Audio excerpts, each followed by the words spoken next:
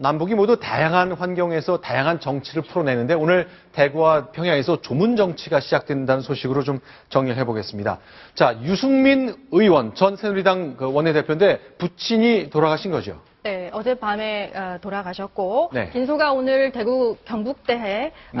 장례식장에 12시 반경에 차려졌는데요. 네. 흥미로운 사실은 조문 정치라고 말씀하셨으니까 전해드린다면 친박계가 가장 먼저 도착을 하고 있습니다. 네, 그러면 자 유승민 원내대표가 전 원내대표가 박근혜 대통령하고의 불편한 관계 때문에 떠나게 됐는데 친박 인사들이 제일 앞장서 갔다. 그렇습니다. 이건 어떻게 봐야 되는 겁니까? 상당히 의미심장하다고 볼 수 있죠. 네. 7월 국회법 파동에서 상당한 거리를 두었던 그 친박계가 네. 가장 먼저 서상기 의원하고 강은희 의원이 가장 먼저 조문객으로 도착을 했고요. 네. 최경환 경제부총리 직후에 네. 도착을 해서 네. 또 위로를 했고 그다음에 좌장격이라고 할 수 있는 서청은 의원 같은 경우에는 네. 오후 4시 정도 도착을 했는데 네. 직접 앉아서 부친과 내가 13대, 14대 의원 생활을 같이 했다. 네. 올해 85살로 알고 있는데 더 오래 사셨어도 참 안타깝다라고 하면서 아주 지극정성의 조문을 했다고 합니다. 친박계와의 어떤 화해 무드가 조성이 되는 것 아니냐, 뭐 이런 해석이 나올 수도 있지만 아직 그 해석은 조금 설익은 것 같습니다. 청와대에서요, 네. 조문 행렬이 오지 않았다고 해요. 다만 자, 이병기 비서실장의 화환만이 도착했다고 합니다. 자, 그럼 청와대에서 좀 설명을 내놨을 것 같습니다. 이제 다들 생각할 때 박근혜 대통령이 과연 조화를 보낼 것이냐 말 것이냐에 대한 이제 의문 좀 갖는데 일단 관행이다. 다른 일부러 뭐 반드시 해야 되는 건 아니다 하면서 일단 박근혜 대통령의 조화는 가지 않은 것으로 확인되고 있죠.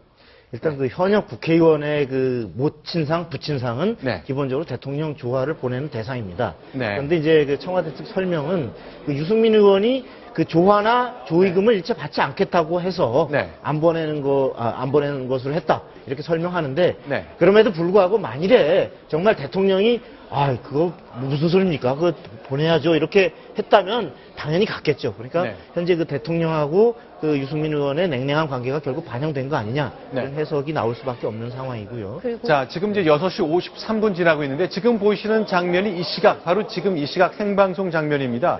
경북대 장례식장인데요. 일단 경북도지사의 화환이 보이고 조화가 보이고요. 네, 다른 분들 현경대 전 민주평통 수석 부의장의 조화까지 보고 있습니다. 근조 화환의 위치도 상당히 중요한데요. 현재 네. 빈소 안에는 정의화 국회의장, 김무성 대표, 황교안 국무총리의 화환은 들어있는데 아까 말씀드렸듯이 이 비서실장의 조화는 박원순 시장의 조화와 함께 빈소 앞에 놓여졌다고 합니다. 자, 유승민 의원은 잘 알려진 그 대를 이은 정치인인데 부친도 대구에서 지역구 의원을 했었던 분이죠. 그렇습니다. 그 유수호 전 의원은 13대 민정당, 네. 14대 이게 합당에 따라서 민자당 국회의원을 지낸 그 재선 의원을 지낸 분이고요. 그 유신 시절에 그 판사를 지내다가 유신 정권에 굉장히 불편한 판결을 잇따라 내리면서 당시에 그 유신헌법에 따라서 그 판사 재임용 제도라는 게 있었거든요. 네. 그래서 재임용 그 심사에서 한 40명 판사가 탈락할 때 네. 그 탈락을 해서 그 법복을 벗은 그러한 네. 말하자면 반골 기질이 좀 강한 그러한 그 판사 출신의 정치인으로 그렇게 볼 수 있습니다. 화면에서 왼쪽 아래쪽 그 앉은 분이 이제 유수호 네, 전 의원이고요. 예. 왼쪽 뒤가 군대에 있었을 시절인 것 같네요. 네, 그렇습니다. 유승민 의원이죠? 예. 네.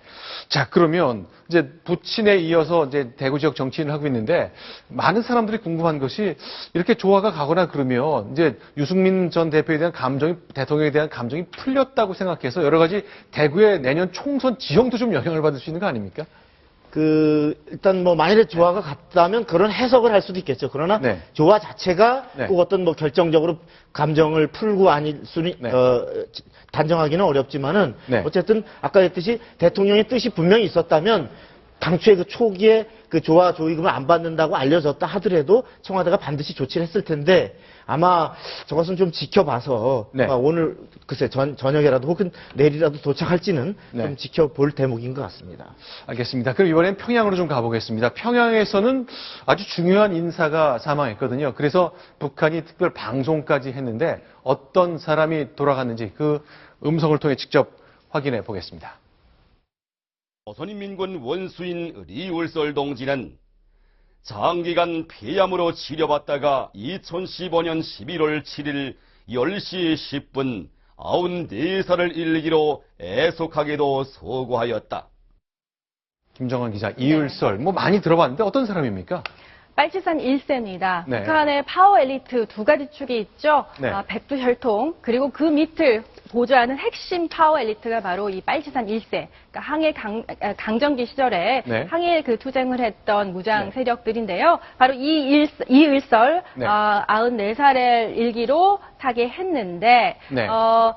살아있는 원수, 그러니까 김정일 시대에 네. 이들에게 원수라는 네. 가장 최고위급의 그 호칭을 부여하는데 지금까지 모든 1세들이 사망을 했고 마지막 남아있던 한 사람 이율설이 사망했다는 사실이 전해졌습니다. 국장이고요. 네.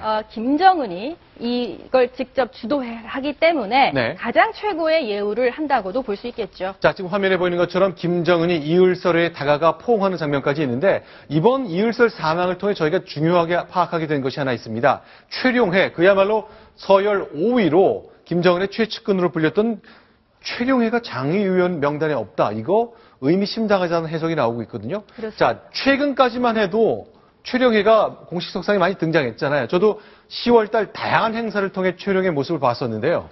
10월 10일 모습을 보고 계시는데요. 네. 열병식에서 그리고 각종 관련 기념 행사에서 네. 최룡해의 모습 볼 수 있었습니다. 그만큼 측근 핵심이었고 9월 중국을 방문해서는 전승절 기념 열병식에서도 네. 북한을 대표하는 핵심 통이었죠. 그런데 이 사람이 장례식 명단에 장례 네. 명단에 빠진 겁니다. 네. 이 사람은요 최비서의 부친이 바로 최현, 그러니까 네. 빨치산 1세. 이 사람 역시 빨치산 2세로 북한에서는 굉장한 그 힘과 어떤 그 영향을 갖고 있는데. 자, 지금 보시는 장면은 청봉악단 공연 장면인데 10월 19일입니다. 그러니까 3주 전 정도밖에 안 됐거든요.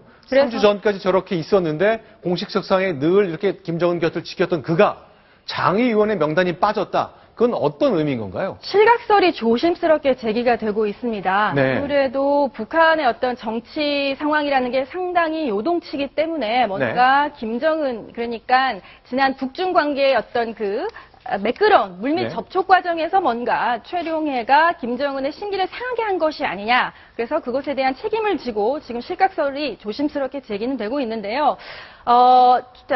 이 사람의 어떤 네. 그 거취 여부가 네. 사실은 워낙 북한의 그 본부의 움직임이 네. 그때마다 요동치고 이 사람 실각을 몇 번씩 했기 때문에 네. 아직 그렇게 단언하기는 어렵지만 네. 현재로서는 뭔가 신변에 큰 이상이 있다라는 것이 좀 중심적으로 나오고 있습니다. 자, 알겠습니다. 대구와 평양에서 시작된 조문 정책에 관련된 것 저희가 요약해 드렸습니다. 자, 이번에는요. 이 소식 들으면 약간 달콤 쌉싸름합니다. 표정을 찡그릴 분도 있을 것 같습니다. 순위 확인하고 돌아오겠습니다.